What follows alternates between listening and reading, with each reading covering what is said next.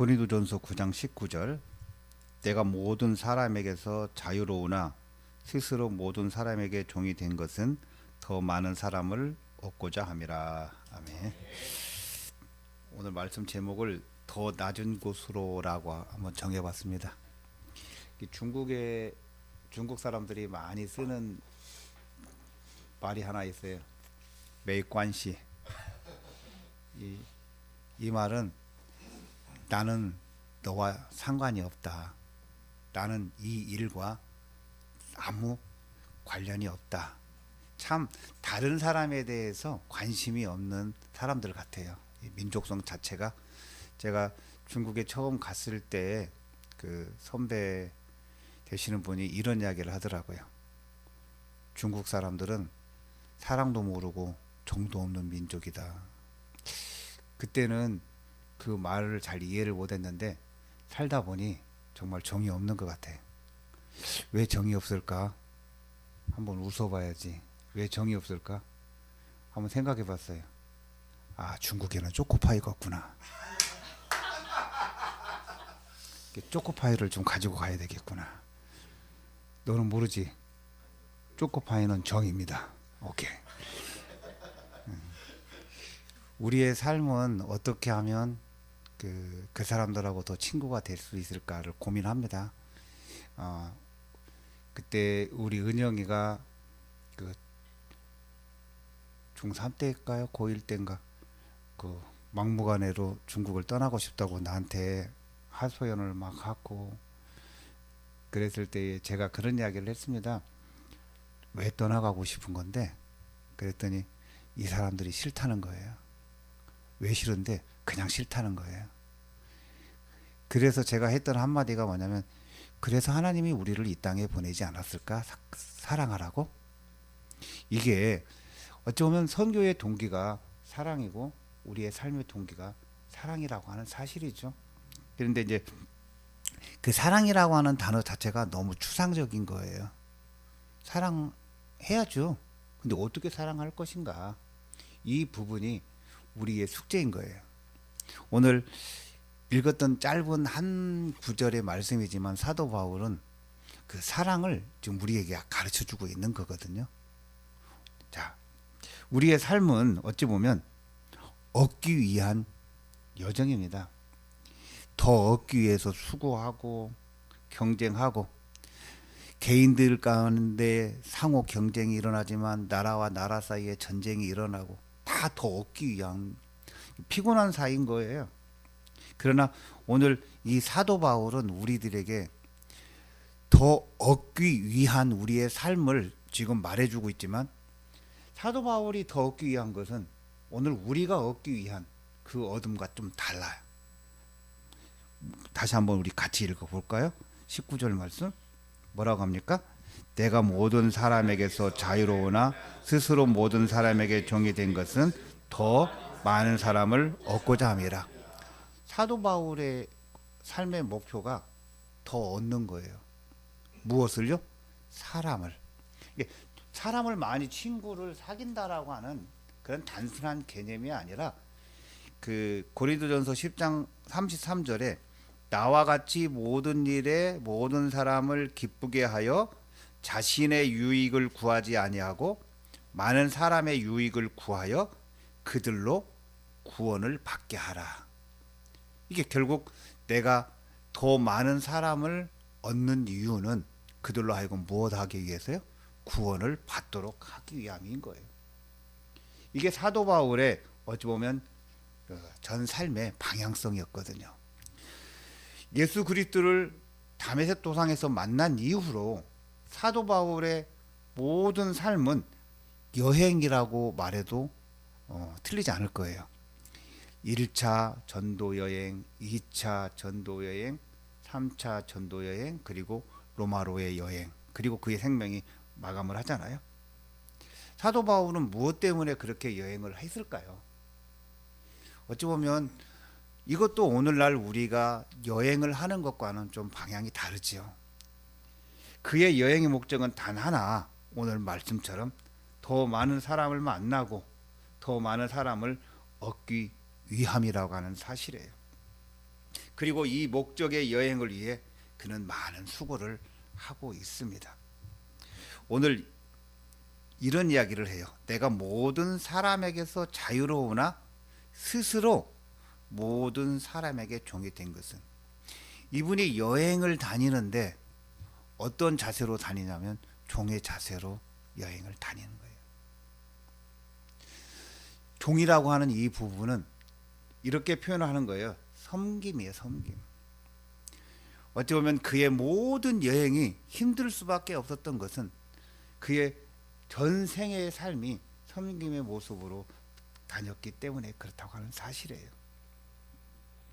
이 섬김의 삶을 우리들에게 가장 잘 보여주신 분이 계시죠?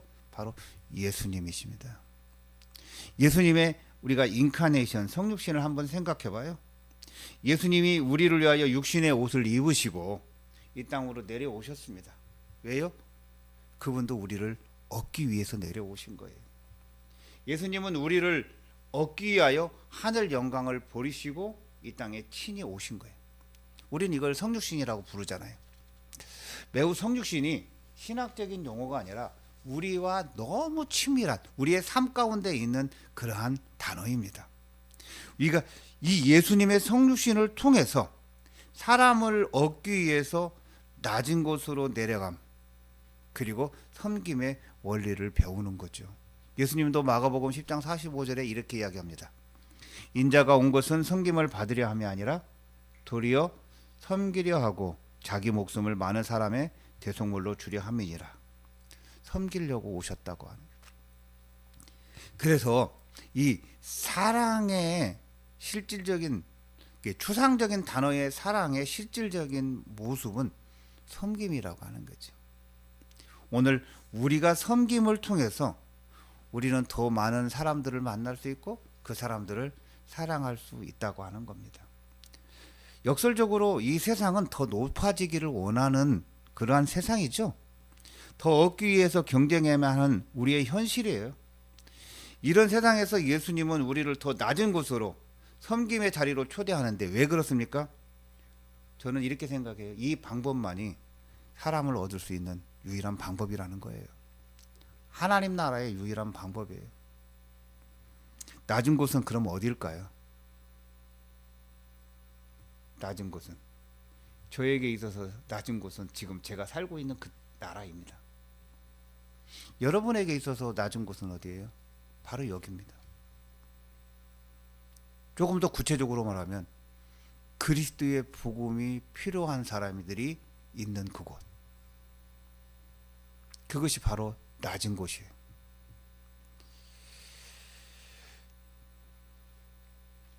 예수님을 따라가는, 우리 순자교회라는 말이 좋잖아요. 예수님을 따라가는 사람들에게 있어서 오늘 가장 낮은 곳은 바로 그 예수님을 증거할 수 있는 그 자리. 우리가 예전에는 예수님을 믿으라라고 계속해서 복음을 전했어요. 오늘 오다 보니까 명학교에서도 어떤 한 아주머니가 예수님을 믿으십시오, 예수님을 믿으십시오 전도하더라고요. 그런데 이 방법이 잘못된 게 아니라 이 방법도 우리가 활용하지만 이제 오늘 우리가 예수 그리스도의 복음을 전하는 그 방법이 바로 오늘 말씀드리는 섬김의 모습이라고 하는 거죠. 이게 낮은 곳은 어떤 특정한 장소가 아니라고 말씀을 드렸습니다. 바로 오늘 이 자리, 내가 섬길 수 있는 이 자리, 예수 그리스도의 마음으로 섬길 수 있는 이 자리. 왜요? 그 사람을 얻기 위해서, 그 사람으로 하여금 구원받게 하기 위해서. 이전의 선교 개념은 go or send였어요. 가라 아니면 보내라. From here to there, 여기 복음이 왕성한 곳에서 there, 복음이 열악한 지역, 나라 개념으로, 국경을 넘는 개념으로 설명을 했어요. 그런데 오늘 우리의 선교 개념을 조금 더 정리하면 우리는 하나님의 구원을 받았어. 그렇죠? 그리고 하나님의 보내심을 받았어요. 부르심 그리고 보내심의, 이것이 오늘 우리의 선교의 개념이 되어야 돼요. 부르심이라고 하는 단어 자체와 보내심이라고 하는 단어 자체에는 능동적인 의미보다 피동적인 의미예요. 그렇죠? 내가 원하지 않은 것 같은데 내가 부르심을 받아서 구원받았어요. 내가 원하지 않는 것 같은데만 나는 이미 이 세상 가운데 보내심을 받은 거예요. 누구에 의해서요? 예수님에 의해서요. 보내심을 받은. 저는 그래서 이 피동이라고 하는 이 개념은 우리들에게는 그렇게 좋은 의미는 아니지만, 그래서 그 앞에 거룩한 피동이라고 부르고 싶고 행복한 피동이라고 부르고 싶은 거예요. 왜? 죽을 수밖에 없는 나를 불러주셨고, 그리고 정말 아무 능력 없는 나를 이 땅 가운데 하나님을 섬기는 자로서 예수 그리스도를 따라가는 자로 딱 보냈다나요. 그래서 그 보내심을 받은 이곳이 오늘 우리에게 바로 이제는 낮은 자리, 낮은 곳이라고요. 근데 여기 보니까 제가 제목을 더 낮은 곳으로라고 하는 표현을 쓰는 거는 우리가 살고 있는 곳이 낮은 곳이에요 이미. 근데 더라고 하는 이거에는 우리의 삶의 태도를 말하고 싶은 거예요. 어떻게? 내려가서 섬기라고 하는 겁니다. 우리 부르심의 이 자리가 더 낮은 곳이 되기 위해서는 우리의 삶의 태도가 섬김으로 바꿔야 된다는. 왜 섬김이냐면요, 섬기기 위해서 우리 낮아지지 않으면 섬길 수 없어요. 높은 자리에 앉아 있는 사람이 섬긴다는 거 어려워요. 그래서 예수님도 친히 하늘 영광 버리고 이 천하고 천한 육신의 몸을 입고 이 땅까지 오신 거예요. 내려가지 않으면 섬길 수가 없다라고 하는 거예요. 섬기는 척은 몇 번은 할 수 있습니다. 그러나 지속적으로 섬김의 삶은 쉽지가 않아요. 왜냐하면 섬김에는 많은 희생을 동반하기 때문에 그래요. 어찌 보면 섬김을 위해서 우리는 손해를 볼 수밖에 없는 겁니다. 벌써 2년 됐나요? 한 손해볼 결심 내가 이야기했죠.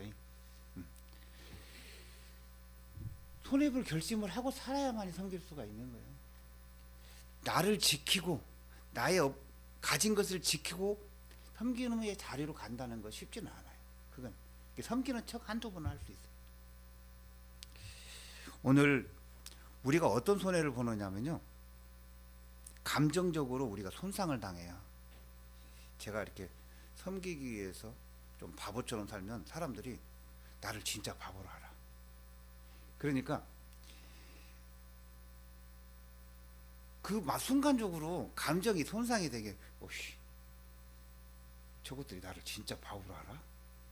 이 순간적으로 이 감정이. 근데 그 과정까지도 우리가 통과를 해야 되고, 진짜 사람들이 나를 바보처럼 여기면 바보로 당하면 되는데, 그래서 진짜 그 똑똑한 사람이 바보가 되는 거 진짜 어려운 거예요. 그게 진짜 어려운 거예요.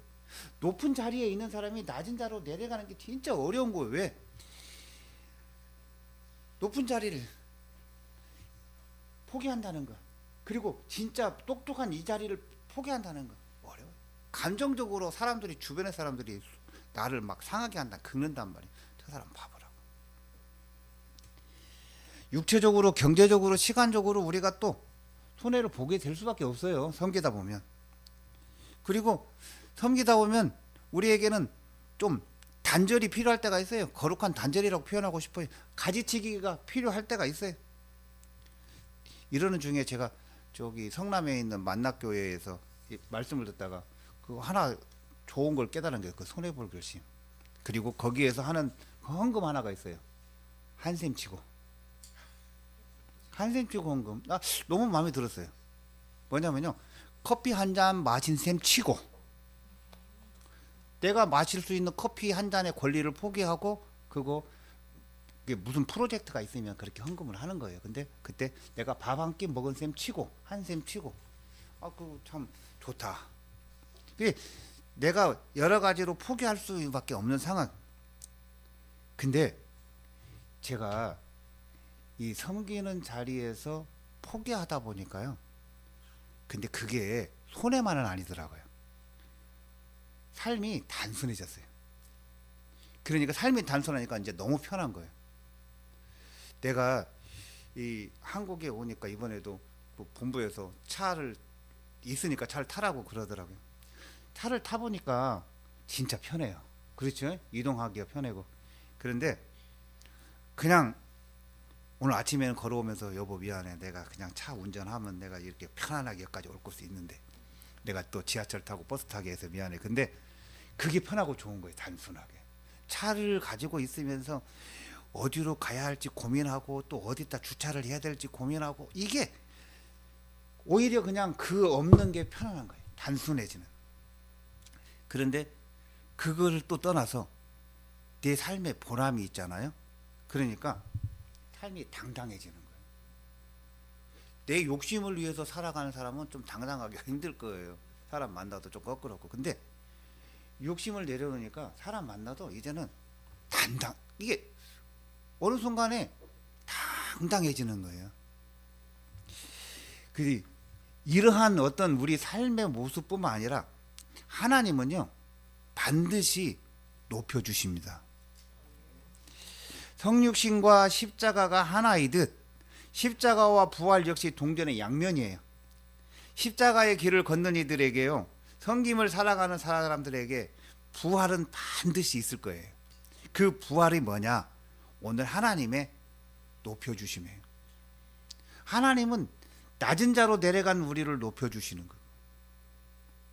바보같이 살아가는 우리의 인생을 높여주시는 거예요. 이게 하나님의 높여주심. 이것을 경험하면서 살게 하시는 거예요. 이 하나님의 높여주심이라고 하는 이것이 오늘 우리에게는 첫 번째로 경제적인 보상일 수 있어요. 우리의 세상의 원리, 과학 잘하니? 하나의 힘을 쏟으면 하나를 얻는 것이 과학의 원리고 세상의 원리야. 근데 우리 주님 안에서의 원리는 하나를 심었더니 30개 최소, 그리고 60개, 100개가 얻어지는 원리예요. 이게 우리의 능력의 결과입니까? 이게 바로 하나님이 보상해 주시는 결과예요. 하나님이 우리를 높여주시는 그런 결과인 거예요. 나는 하나밖에 안 했는데 내게 돌아온 것이 30이라는 거예요. 어마어마한 하나님의 보상 아닙니까? 이게 우리를 높여주시는 거예요. 저 자랑은 아니에요. 제가 그런데 작년에 좀 이런 어떤 포럼에서 이야기를 할 수 있는 기회를 생겼어요. 나는 장당히 그 선교사고 하나님의 사람으로 가죠. 근데 거기에 앉아 있는 그 청중들이 어떤 분들이냐면 어디 학교에 대학교 총장님도 앉아 계시고 무슨 교수들, 뭐 정치학 박사들 다 앉아 있는. 제가 그랬어요. 하나님이 나를 이 사람들에게 이런 생각을 해봤어요. 근데 그게 뭐냐면요, 경제적인 보상을 떠나서 그걸 넘어서 나를 통해서 이 땅에 하나님의 나라가 확장되고 있다라고 하는, 이게 가장 큰 높여주심이라고 생각해요. 감히 나 같은 존재를 통해서 이 땅 가운데 하나님의 나라가 왕성하게 지금 확장되어져 가고 있다는, 이것처럼 하나님의 높여주심 아닐까요? 나는 어디 가서 한 사람도 구원하기 어려운 사람인데 나를 통해서 지금 그 일들이 이루어지고 있다라고 하는 사실이에요. 이 말씀을 묵상하는 건데 제가 부탁을 드려서 찬양을 한 번 더 찬양을. 제가 이 기독교인의 역설인 거예요. 우리의 역설. 무슨 역설이냐? 어떻게 바다가 반석이 될 수 있어요? 과학적으로 설명이 돼요? 안 돼요. 저 거친 바다가 어떻게 우리의 반석이 될 수 있어요? 안 돼요. 그런데 되는 건 딱 한 가지밖에 없어요. 거기에 주님이 계시니까. 그 주님이 계시면 그 거친 바다가, 그 풍랑이 반석이 되어져서 난 그 위에 우뚝 서는 거예요. 그러는 중에 또 하나, 신의 악단 영화를 봤어요? 하나님의 일하심은 내 상상을 초월하는 거예요. 그 사람을 통해서 그 안에, 와, 어떻게. 그런데 바로 나를 통해서 그 하나님의 일이 지금 이루어지고 있다는 거예요. 이 땅 가운데. 이게 하나님의 일하심의 모습인 거예요. 근데 그 하나님의 일하심이 바로 나를 높여주심이라고 저는 확신합니다. 내가 이 땅 가운데서 부귀영화를 어떤 권세를 누리지 못한다 할지라도 나 같은 한 사람을 통해서 이 땅 가운데 하나님의 나라가 세워질 수 있도록 나를 사용해 주신다라고 하는 것, 이게 하나님의 높여주심. 그런데 오늘 우리에게 그런 확신이 있어야 돼요. 하나님은 나를 통해서 일하신다. 하나님은 지금 여기 계신다.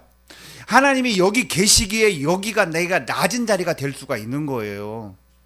하나님이 여기 계시니까, 그 주님이 여기 계시니까, 그 주님이 여기 계셔서 나의 반석이 되시니까. 오늘 우리가 하는 삶의 환경이 어때요? 사실 힘들어요. 그 정말 망망한 대 같아요.